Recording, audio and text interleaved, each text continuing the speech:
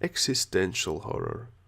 It's one of the oldest types of horror, and probably the source from which many other types of horror genres have sprouted over the ages.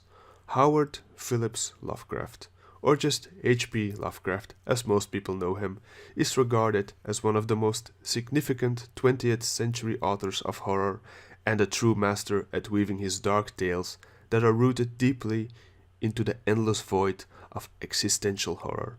His most well-known stories are those referred to as the Cthulhu mythos.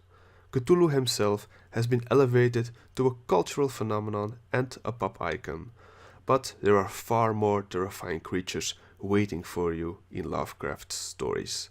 Those creatures, along with everyone's favorite non-hentai tentacle horror from the deep, Yo Boy Cthulhu, have also made appearances in other media besides books, such as movies, comics, board games, and yes, you guessed it, video games.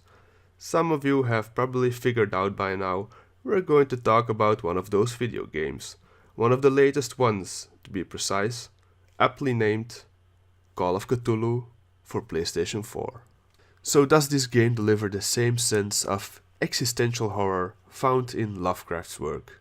Does it perfectly emulate the unnerving dread one might experience when diving deep in a heavy book of Lovecraftian horror on a moonless night?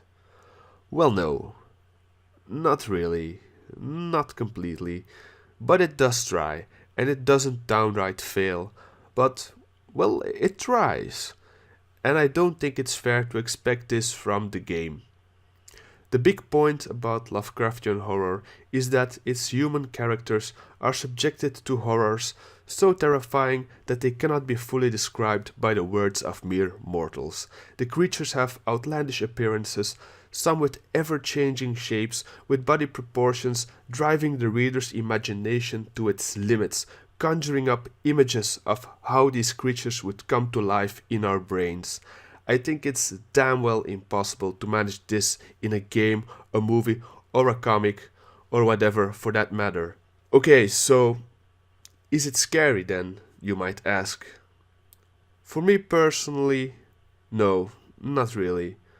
But then again, I grew up on horror movies. But for another person, it might be terrifying. Overall, I think it has a few semi-scary moments, so it doesn't manage to pull off the trademark Lovecraftian existential horror, and it's not really scary. Here comes the but. But atmosphere. I'm a real sucker for atmosphere, especially in this kind of games, and Call of Cthulhu oozes that grim, colorless, bleak Lovecraftian atmosphere. The environments and characters you will explore in this game feel like they would perfectly fit in a Lovecraft story. Sure, you might say some of the places in this game could be a bit too copy-pasted from the book, like the stereotypical asylum, the old mansion on the hill, the run-down fisher town filled with unfriendly sailors and unsavory folk. But it just adds to the story. It helps the immersion, and these locations just work in this narrative. The graphics aren't top-notch, but this is an indie game, and somehow it adds to that filthy, decaying, slowly dying vibe many locations in the game have. I truly enjoyed these locations and interacting with the characters that exist in them. The story is pretty simple, I admit, and it doesn't really have any surprises or twists. By reading all the diaries, files and articles you find during your playthrough, it's possible to flesh out the story a bit more, but it's a simple story, period. If you are familiar with Lovecraft, then you'll probably feel like it's a shorter, dumbed-down version of a story you once read in a Lovecraft novel, and you'd be right.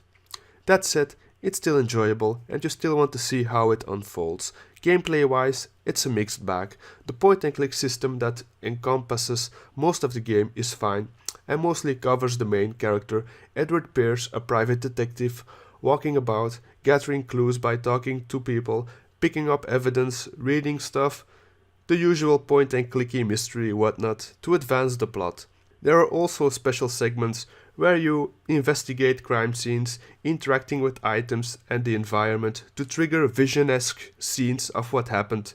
Compare it to the detective moments in the Batman Arkham games. Then you also have the stealth moments where you have to lurk about to complete a certain objective, and this is where it gets a bit shitty. The NPC's AI is flawed at times where they won't even notice you squatting down in front of them, and for some reason Edward goes kinda insane if he hides in a closet or cabin for too long, which is pretty weird for a battle-hardened grizzly private detective. And there's this one point in the game where you are hiding from a certain creepy horror from the beyond, and you need to find a specific dagger in a museum filled with random daggers, quickly turning it into a trial and error irritation, destroying any tension and scare factor that moment had.